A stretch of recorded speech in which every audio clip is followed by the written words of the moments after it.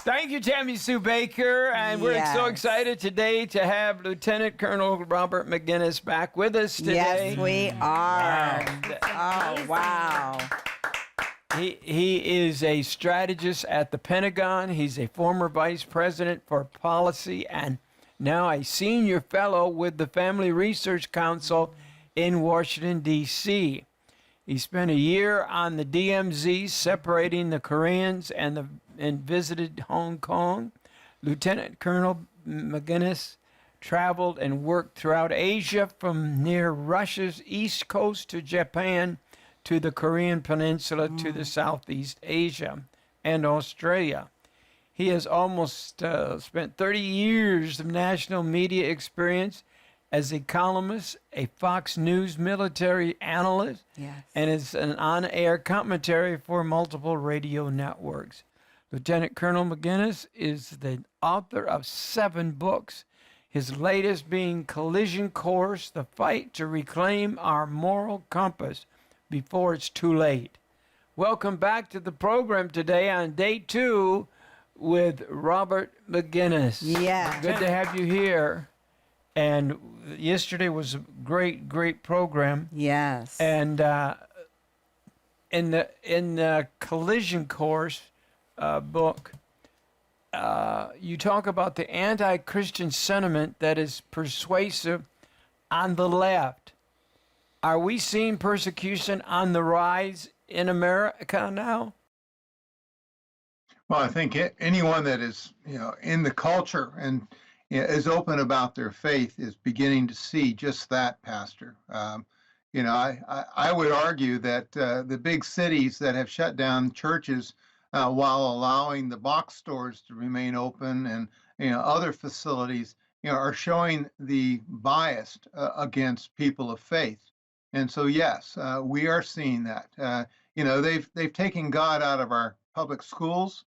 They have prosecuted people because they've expressed their faith in Christ in public settings. And that was never the intent of our founders. And yet, we've allowed, these radicals to begin to dictate, what is right and wrong in a culture that started out to be a very Christian-focused culture, and yet it has really come around in a way that is very anti-Christian, arguably. Mondo, we read the other day that Franklin Graham was attacked by the same group that tried to destroy me. In fact, just before I had the stroke, they brought on a crisis to try to bring us under. Yes. They've tried to get the governments to come after us, which governments have. Even some of the stations canceled us.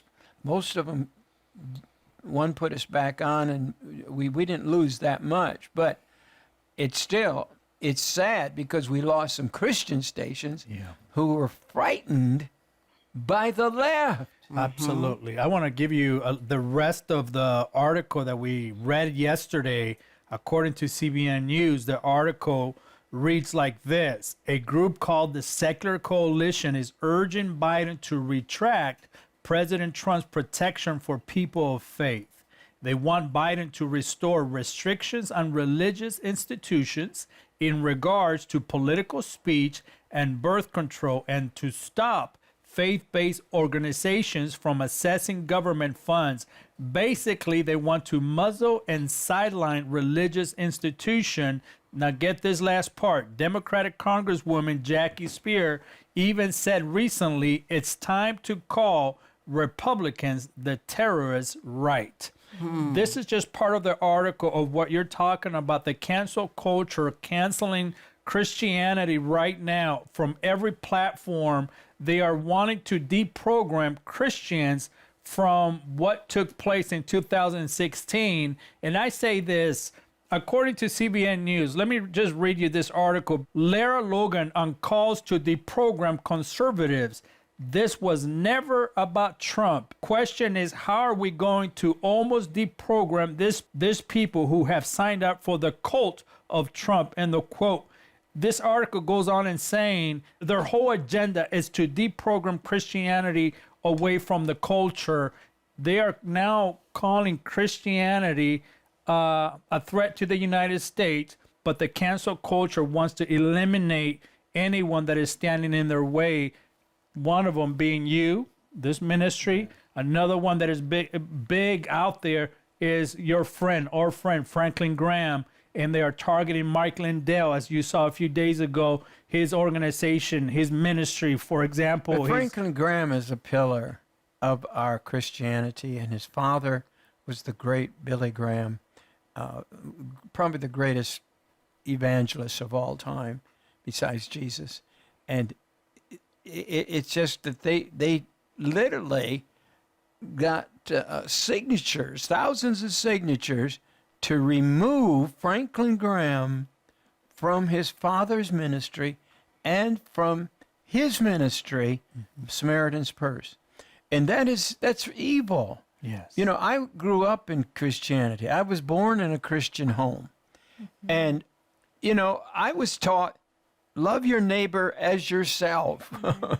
I was taught the 10 Commandments. You know, I think we could use the 10 Commandments again. Yes. But we're taking it all out. I am very, very concerned about all of this. Yes. And is there anything, and I'm going to ask our special guest back today for day 2, Lieutenant Colonel Robert Maginnis, is there anything Christians can do to protect themselves against this persecution? Well, the persecution is here, no doubt, Pastor, as you just elaborated on. You know, I think that we have to be bold. We cannot cower in the corner. We cannot allow them to advance this radical agenda that is anti-Christian. It's Marxist as far as I'm concerned. You know, Marxists hate Christianity because somehow we fuse together faith and reason. We have established hospitals and universities. We have brought, you know, goodness to populations around the world since the time of Christ. We've done such wonderful things, but they hate that. They hate other than the material. They don't understand the spiritual component of life. And that's what Marx was all about. You know, Marx himself was a Christian initially by definition. And then he, you know, in college, said no. He became a follower of Hegel, which was a German philosopher who, you know, really is the father of modern progressivism across the world. And he said, your God has to be material. You have to see the advancement of mankind. We're always going to improve and so forth. You know, that's such a bankrupt idea. It dismisses the idea that we were born into sin. We have a sin nature and we need a savior. And that's the only hope that we have in the future. And yet Christ gave us that great hope. And he died on the cross for our sins, as Lori said yesterday. So we have to remain faithful. We have to pray. We have to recognize the power of prayer. We've seen that, you know, in some of the most horrendous circumstances, God has lifted believers out of circumstances that none of us ever want to see again. And yet persecution does take place today in this world. And that's why we need, you know, leaders to stand up against, you know, some of the, you know, the terrible things that are happening in our country, much less around the world, where, you know, persecution is very commonplace for Christians today. Yeah, I think it's 150 nations out of 196 in the world. We see actual persecution of one type or another. Either it's verbal persecution or it's outright the murder of Christians in some places in the Middle East, or even in places like communist China. So we need to recognize what we're up against. As it says clearly in the Gospels, that they hated Christ, they're going to hate us as well. In Collision Course, one of your new books that we're offering on the show today, one of the two, you identify anti-Christian groups and their agendas. Could you give us some of the examples? Well, certainly, I've named a couple. President Xi of China is anti-Christian. He's worse than Mao as far as I'm concerned. Kim Jong-un of North Korea, the terrible things they do to Christians in that country is just horrendous.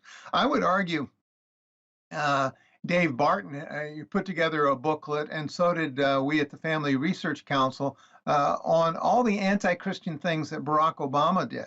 I mean, well over 100. Things that are just terribly anti-Christian from the very beginning, and I chronicle those in Collision Course. Arguably, I would say people like Nancy Pelosi, who claims to be a Catholic, a good Catholic, quotes, but the woman supports anything that comes across her desk that promotes abortion on demand.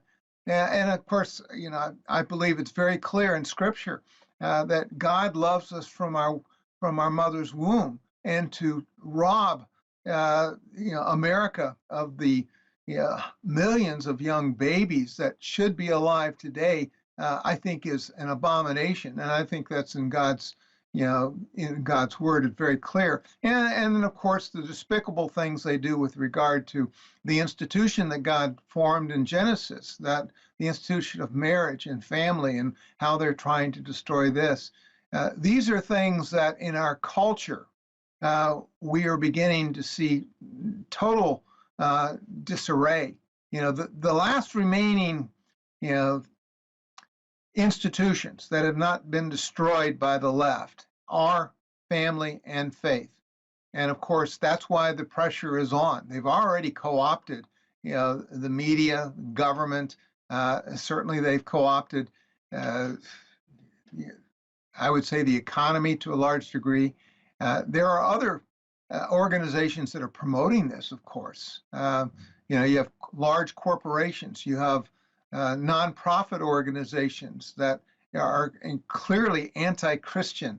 The Southern Poverty Law Center, I have a part in that book, in Collision Course, that goes through the terrible things that they've done to people of faith. And the list goes on and on. There are too many to name. There are a lot of individuals, there are a lot of corporations, there are a lot of nonprofits, and then of course the king of all this anti-Christian movement is Satan and his demonic legions that are in cahoots with these others and leading the pack against the Christians in this country. Why has the mainstream media become more and more anti-Christian? Well, yeah, I think I mentioned yesterday, Pastor, about John Dewey and how they, infiltrated the education system in this country and changed it inside out. You had others that joined and started to run the teachers' colleges.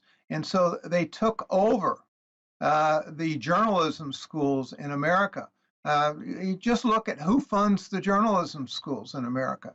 I have a part in Collision Course that discusses interestingly, how the Marxists in the former East Bloc countries, in the Soviet Union and in China, how they force any journalists to kowtow to their agenda.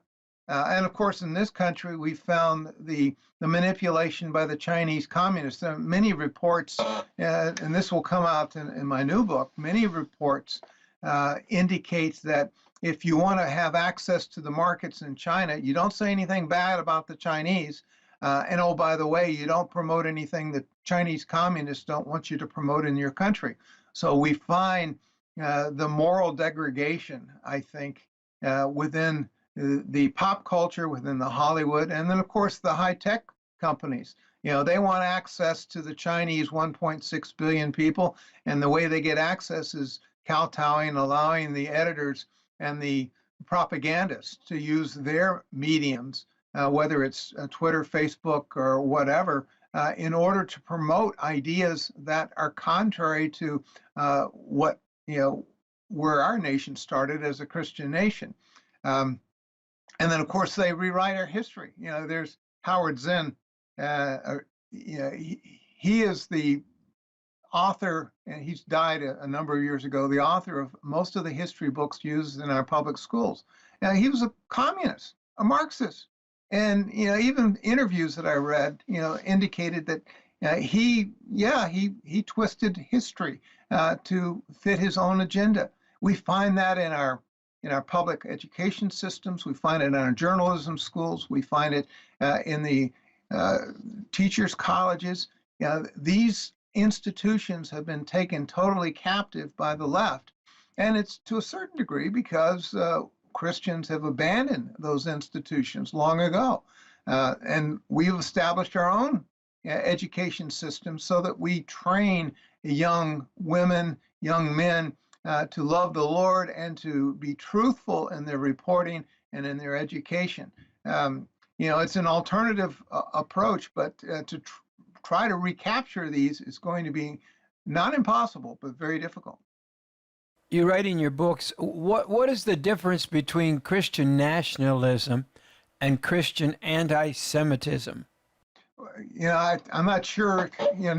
Christian nationalism, as I describe it, typically are people that are faithful Christians and love this country. That doesn't mean that this country can't do any wrong. It just means that they love the principled, value-based founding of this country, of limited government, and certainly acknowledgement of civil liberties and the individualization that we can prosper if we put the work into it.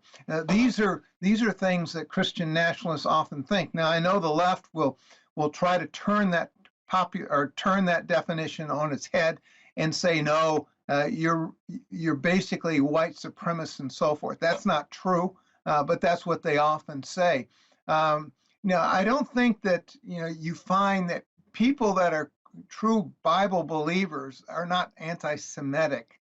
The people that are anti-Semitic are the likes of those that are National Socialists. Socialists and Marxists are incredibly anti-Jewish. They're anti-people of faith, of any faith, because they want government to be the dominant. So I see very positive Christian nationalism as being in this country something that promotes the goodness of America, whereas I don't see it's related at all to anti-Semitism. How do Christians work to turn this socialistic, anti-Christian cancel culture around? This canceling, this is what they tried to do with me. In fact, when I was once canceled, and it's a miracle that I'm back on television after these years. Yeah. And so I'm a victim of cancel culture, and I'm actually thinking, and you don't know this yet, and Lori doesn't know this yet. I'm thinking of possibly, if I can stay alive long enough, I'd like to write a book about the real story behind the cancellation of Heritage USA. I just would like to do that, but I see that cancel culture. The Pillow Man, will you call him the Pillow Man? Pillow. Yes. And, but he's being canceled. Yes. well, Everything is possible. They've canceled him on his websites. They've canceled him. The big stores are canceling him now for carrying his pillow. that's right. And here he is, former drug addict, saved, opened a healing center for drug Yes, people, right. and yet they're canceling him out. And that's what they want to do. In fact, that's what they're talking about doing with anyone who voted for Trump. Absolutely. Well, that's around 80 million at one point, I hear now. I don't know what the numbers are, but it's 70, 80 million, I know that. That's a lot of cancellation. Let me ask this question again, is how do Christians work to turn this socialistic, anti-Christian culture, cancel culture around? You did, Pastor, and it is difficult because, as you indicated, Mike Lindell, they've used the tech platforms. They've used the corporations, the merchandisers, and so forth. The left has turned on them and said, "You must, cancel him out. You must stop doing anything." It's what they did with Parler, in stopping Parler through Amazon, not allowing them access to servers. It's anyone that they don't like the message of, that they're going to target them. And that's why the left that didn't like Mr. Trump and his agenda, and anyone that supported him, they want to target them.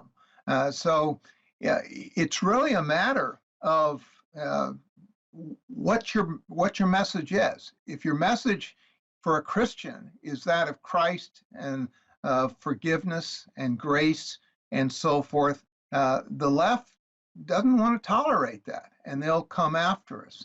So, one, you have to be in prayer, and two, you have to be insisting that we recognize the freedom of speech in this country, that we may not agree with people, but we should give them the right to state what they want to state. And yet the left is totally intolerant of anyone or anything they disagree with. And that's something we have to overcome as a country. Now, because we're divided, and we're divided by design, I would argue, we're going to have to be prayerful, and we're going to have to be persistent, and we're going to have to retake the levers of power in government, and at the same time respect people and their right to be contrary in their views. In 2018, you wrote a book, Alliance of Evil, which focuses on our new Cold War with China. How is that war impacting every aspect of our lives?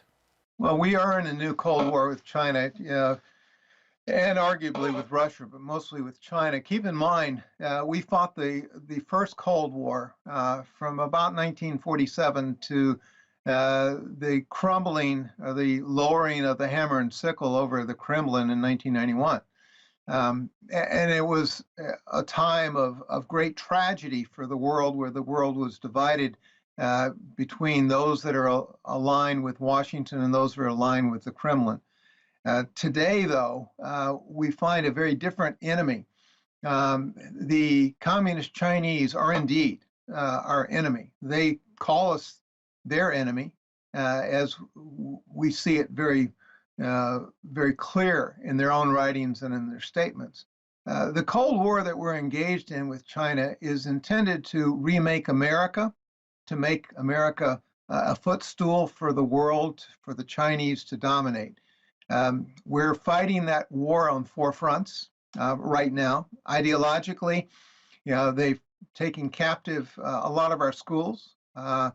They've taken captive a lot of our media, and the evidence is overwhelming. They deliver Communist Party newspapers to the doors of the congressmen and the House of Representatives, and this is nothing new. They promote that in the New York Times. Of course, one of the major shareholders of the New York Times, believe it or not, has sweetheart deals with the communist Chinese, and so no wonder they aren't in the New York Times critical of communist China. Whatever, we're ideologically, internally against the Uyghurs, the Hong Kong people, against certainly Christians in that country. They promulgate that idea all over the world. And of course, in this country, we're in very much a cyber war. With the internet and globalization, the Chinese have a literal army that does nothing but cyber attacks all the time, many of which are targeted against the United States, our infrastructure, our individuals, and the like. Certainly in the arms technologies and other technologies, artificial intelligence, G5. We know that, for instance, 20 years ago, the armed forces, the People's Liberation Army of China, that's the name for their armed forces, couldn't really project power outside of the mainland of China very far. 20 years today, according to the Pentagon and their recent report, They not only have the world's largest Navy, they have capabilities on ballistic missiles that exceed ours and cruise missiles, air defense capabilities. They are a very sophisticated force. President Xi has every intention by 2035 of making Communist Chinese People Liberation Army the premier power in the world, much like they have every intention of doing that economically. And what you need to understand when you're talking Communist China in comparison to the United States, they have a fusion between their military and their civil sectors. There's no seam in between those. In our country, we do have a seam. We don't expect to harness all our civil capabilities to help our military, but yet the Chinese do that all the time. Their industrial base is working for them. So you can't believe their investment figures for their budgets for the Defense Department over there. They just are ludicrous to believe, because it's all one big mass of effort that is pushing their particular agenda. They've changed their strategy. They believe they're very much at war with us, and they have been for a long time. They changed their nuclear deterrence. And in fact, we really don't know a lot about their nuclear capability. Here, interestingly, one of the first things Mr. Biden did when he took over as president was to extend with Vladimir Putin the Strategic Arms Reduction Treaty, which was going to expire this month. And what Mr. Trump wanted to do is to make sure the Chinese were part of that treaty.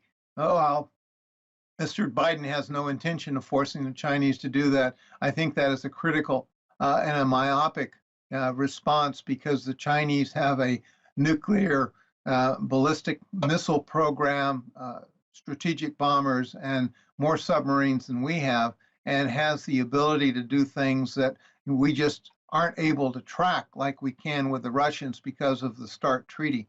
So these are a few things that really distinguish why China is such a serious threat against us. And the last one, of course, is we're very much at war with them economically and through trade. And they use their Belt and Road Initiative around the world, buying up infrastructure, investing in infrastructure, and then using their leverage for repayment from various governments, so that those governments have to bow to Beijing when it comes to geopolitical decisions. These are all painting a very dire situation, and we have to recognize that the reason the Chinese are doing this is fundamental. They do not want Western values of democracy to infiltrate the Chinese population, because only 50 million people, the Chinese communists, run that country. And should they become infected with democratic values, then in fact, communist China would cease to exist, and it would become a country that likely would be something that we could tolerate. But right now, under the communist thumb, we can't. What kind of leader is the president of China? Yeah, he's worse than Mao Zedong, Pastor. Mao Zedong, killed an estimated 80 million of his own people. Now, President Xi is doing that to a certain degree, but he is governing with an iron fist. Let me illustrate. I talked about 5G technology, and the cell phones that we carry and so forth are phenomenal, computers today. But what President Xi is doing is making his country into a totalitarian country governed by millions and millions of cameras that are able to profile everyone in that country and to control every aspect of their lives.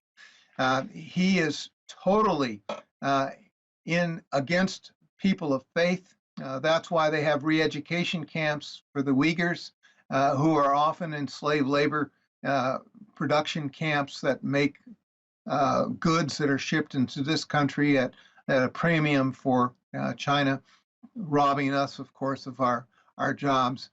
They do a host of things to control their own population. That's what they want to do around the world. They want to be the world's hegemon. They want to dictate using artificial intelligence, machine language, machine learning, and of course, single party rule. That's where they're going. And that's why they promote the rise of the American Democratic Party, because they see them as the one that would perhaps control this country, doing away with any opposition, whether it's Republican or other parties. And then they would dictate what civil liberties ought to look like in the future. These may sound drastic, but they aren't. If you understand the Communist Chinese and what they have in mind for their own future and for our future, they're very realistic. In the Alliance of Evil, you gave 16 indicators of a new dual Cold War-like future with China and Russia pitted against the U.S. and her allies. Share some of those with us that you see developing right now or that have already developed. Well, certainly espionage is a big one. We have thousands and thousands of spies in the United States from China. Some of them come over as so-called students on student visas. Others come over as diplomats and are really, scarfing up our secrets. You may recall a year ago down in, I think it was Houston or Austin, one or the other, where a consulate was closed by the Trump administration because they were using that as basically a haven to gather intelligence and then ship it back to China. We have seen the spy network, whether it's cyber or humans. Remember the Congressman Shawwell, I think it is, out of San Francisco, that had a Chinese spy working as his personal assistant, apparently, and there's probably more to it based on the media reports. Certainly, Dianne Feinstein had a Chinese spy working as her driver for 20 years. Washington has a lot of spies, and the rest of the country has a lot of spies, whether they're in academic positions, and many are, and we've arrested some, or they're sitting over somewhere in China, scarfing up our cyber intelligence and trying to infiltrate into various web situations, networks, and the like. So espionage is a big issue. It cost us arguably between $600 billion and $1 trillion annually in intellectual property and the like. I would say that the military buildup is another major indicator of the new Cold War. Earlier, I alluded to the radical transformation of the People's Liberation Army from the year 2000 to the present, 20 years. They have radically invested, and they intend, according to President Xi, to be a world-class military by 2035. Basically, that means on par with the United States by 2035. They pour every ounce of capability and investment they can into that military. They've expanded that military around the world. It used to be primarily homebound, but now you're beginning to see military bases, Chinese military bases, in places like Djibouti and Myanmar, which just recently had a coup, Thailand, Singapore, Indonesia. You see everywhere the Belt and Road Initiative is, which is the big financial arm leverage of Beijing, you will find that in the Panama Canal and various places in South America, various ports in Europe, certainly all throughout Africa, the Middle East, even in the Arctic, you'll find communist Chinese soldiers either in uniform or behind the scenes. Anywhere the Chinese go, they always think secondary uses for the facilities that they're buying, and they're investing all over the world. So if they buy a port such as the one they bought in Greece, they will think about how they would use it as a military facility as well, even though up front they never announced that sort of thing. So the military expansion, the technology expansion, whether selling 5G so that they can manipulate machines around the world, because that's really what 5G is about. And then, of course, just alliances, Russian alliances, exercises they conduct, the intimidation they do. During the old Cold War, and I was a Cold Warrior in Europe, and I saw a lot of Russian and East Bloc intimidation. We see that again with ships threatening our ships, air threatening our aviation. These types of things are fairly common. Nuclear actions, the Chinese are not at all forward acknowledging what they have. We don't think they have a giant nuclear capability, but they're working on things like these hyper moving devices that can move thousands of miles an hour in a short period of time, hypersonics. They're working on other technologies, cruise missiles that or anti-ship and anti-access capabilities. This past summer, the Chinese tested from the mainland idea. Let's see, what was it? The peninsula south of Hong Kong. I think it's Leijiao. Yeah, that's the peninsula. They launched a missile and they struck it in the South China Sea.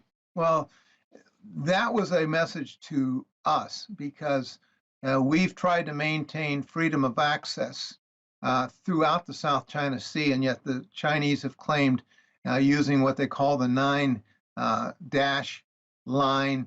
They've claimed 1.3 million square miles of the South China Sea, which is claimed, of course, by the Filipinos and by the Vietnamese and the Malaysians and so forth, but they say it's their sovereign territory. And so here recently, in the last 6 months, they test fired a missile that struck a ship that was moving through there. And of course, that communicates to us that freedom of navigation through international waters is going to be contested in the future. And in the last 2 weeks, of course, the USS Roosevelt and then the John McCain were in the South China Sea demonstrating our pushback against the Chinese. There are 16 of these, Pastor. I can go through them all, but I think you get the indication that these people are serious against us, and they have every intention of being the world hegemon, the world power, and it will, if we don't push back and continually push back against it, they'll reach their dream of being the world dominant power. I want everyone to order your 2 books today and get caught up Yes. with what's going on in the world. I want to ask you about will there be another world war? The way it sounds is like they're all fighting for that spot of being prominent in the world. What are your feelings about it?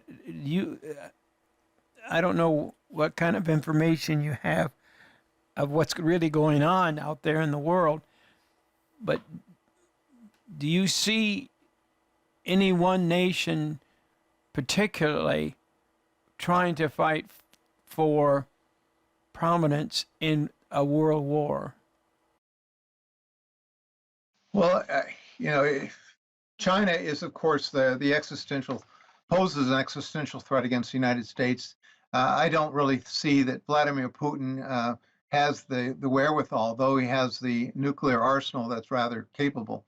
But the Chinese do not want to go toe-to-toe with us in a military, kinetic, shooting war.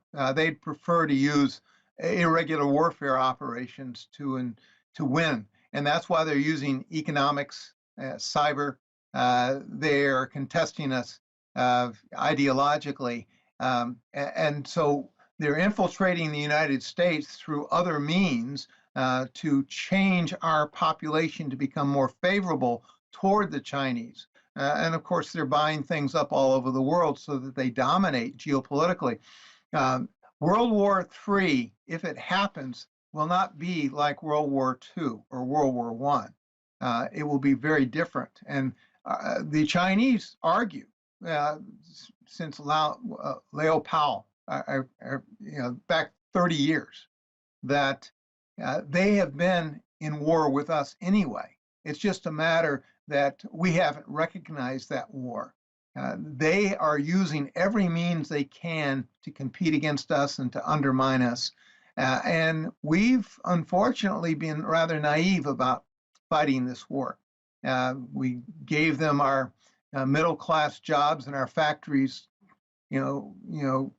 caved to the greed of the capitalists that run them, and they were they were sent over to China. We buy Chinese goods left and right and turn down the opportunity to manufacture them in this country.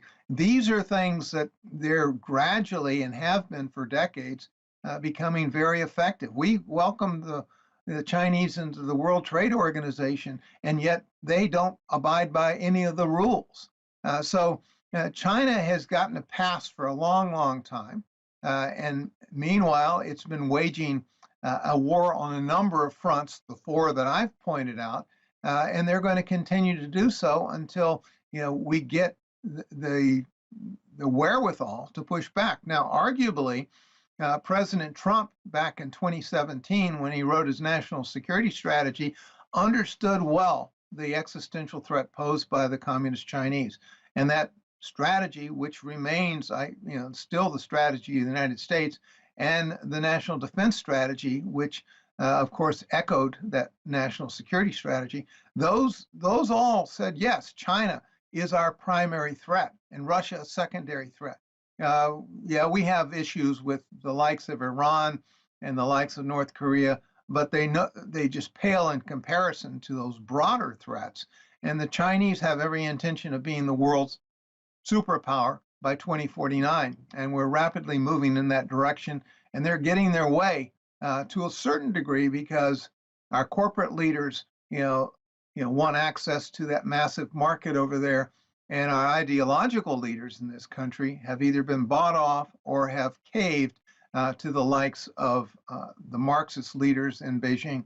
Wow, this is so powerful, and every believer, every Christian really needs to get these books to educate yourself and to help you understand really what's going on.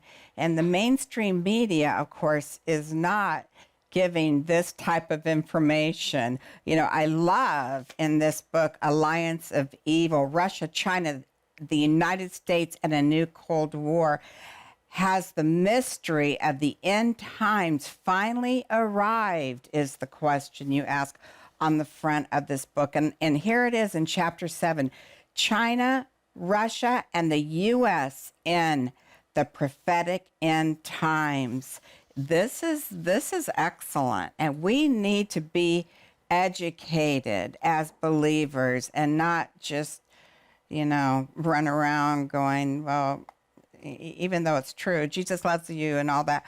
But the thing is, we need to know what we're talking about. And it's vitally important. And what you're talking about with China, this is massive. And there's tons of scripture in here as well. And you taught, which I love. Thank you for putting scripture in there and this book. So you can receive both of these books, Alliance of Evil, and also Collision Course, for a gift to the ministry of $30, and that includes shipping and handling. So call us right now at 1-888-988-1588, or better yet, go to the website and you'll be able to, that's a discount price. That really is a discount price. Yes. That's $15 per book. Yes. And you're getting them for $30. And the shipping and the handling, which is expensive nowadays. Shipping's getting, I think, more and more costly. It sure is. And I want you to get the books. I want you to read them. I want you to share them with others. Yes. And it supports this ministry as well. And I want you to also be sure today your case Right. of the vitamin E hand sanitizer, and it's something that you could put one in every bathroom in your house and have some left over. At your office or wherever it is that you are. Give it to your kids, give it to your grandkids. I mean, just share it. And that's a 12 pack. That's 12 of these big 8-ounce hand sanitizers. And that is for a donation to the ministry of $50. You know, Jim, he loves doing cases of things. Listen, this will be a perfect time. I got to give you good news in the midst of all the crisis, but U.S. Supreme Court is lifting the ban on indoor church services in California after a battle. But what better way to come back to church than, you know, being prepared and have your hand sanitizers available. Yeah, get this for your pastor. You know, get it for your pastor's wife. Get it for the people around you and the parishioners with you. And look at Jim. And it smells like citrus. That's why he's smelling it. Yeah. But It does smell like it's beautiful. And also, it doesn't leave your hands dry, which is so wonderful. But it still kills the germs. It's made in the USA. And it's made in the USA. Better yet, even. Smells like, honestly, I think it smells mostly like oranges. Yeah, it's citrus. It has Yeah. And it does But- have the but vitamin E a nice too. orange. Nice sure light does. orange smell. Yeah. So make sure you guys get that. Everybody's going to want this right now. And like is Mondo really said the good. other And day. put it in my beard. Oh my goodness. Okay, honey, you're going over. Well, it has vitamin E in it, which is that moisturization agent too. So it Well, it doesn't leave your feels hands. so good on your hands. does, You feel you're like you could right. rub it on your face. We put it on the last show, and it's lasted us this whole time. So you know, it's been great.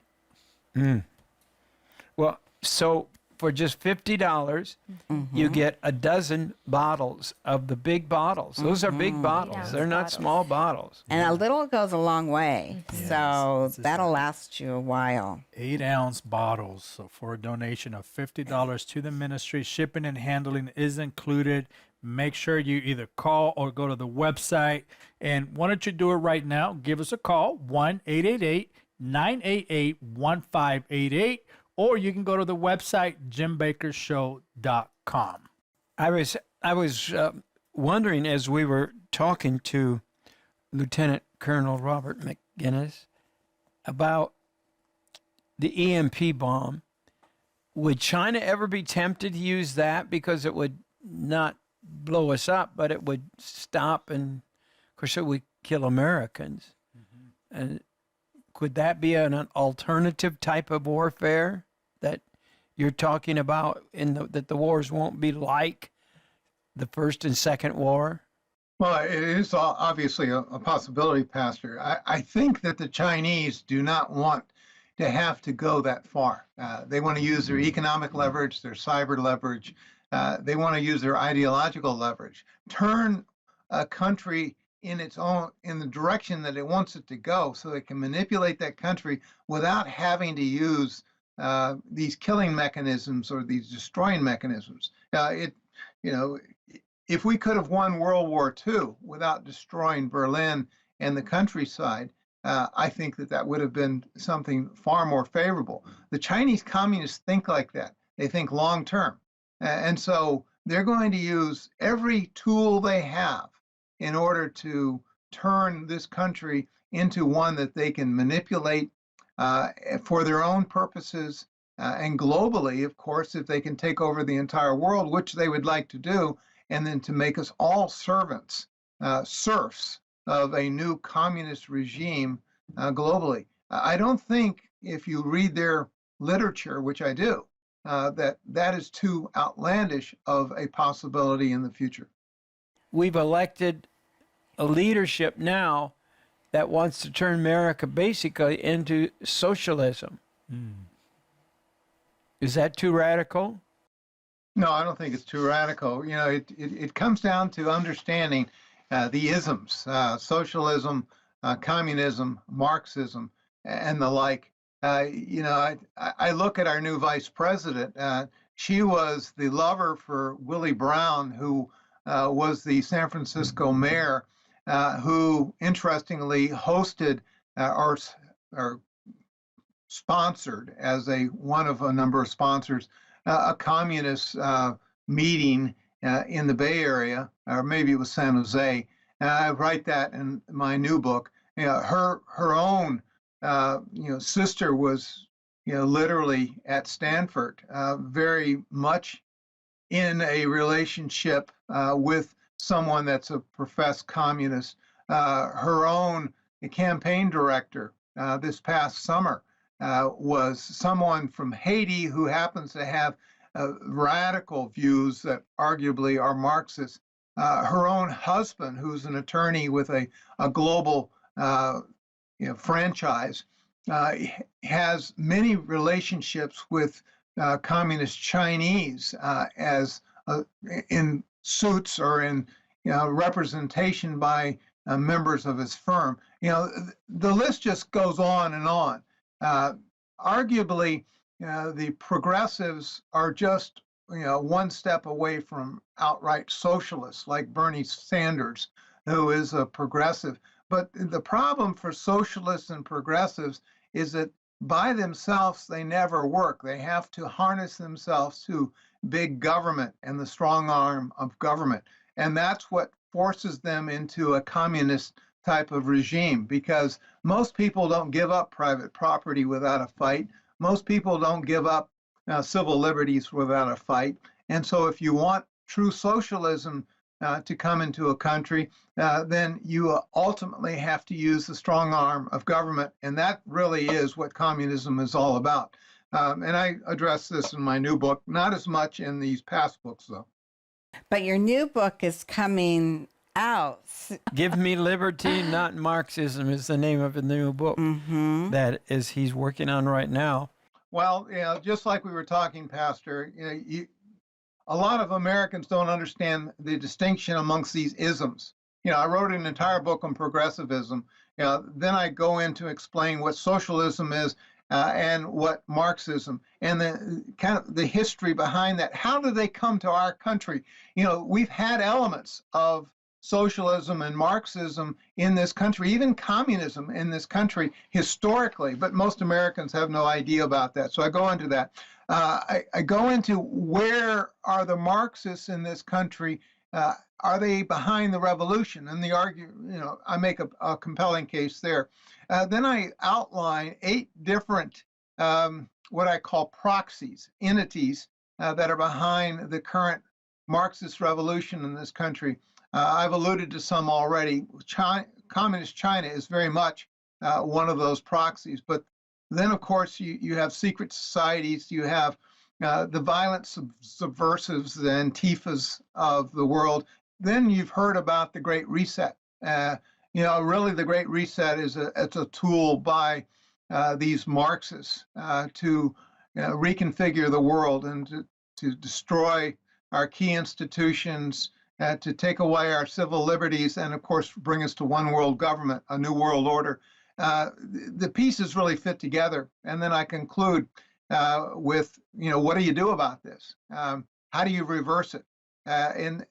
Or if this is in fact the end of the world, if this is the prophetic end of the world, how do we prepare for the coming of the Lord and for those that are left behind to deal with the consequences of what has happened?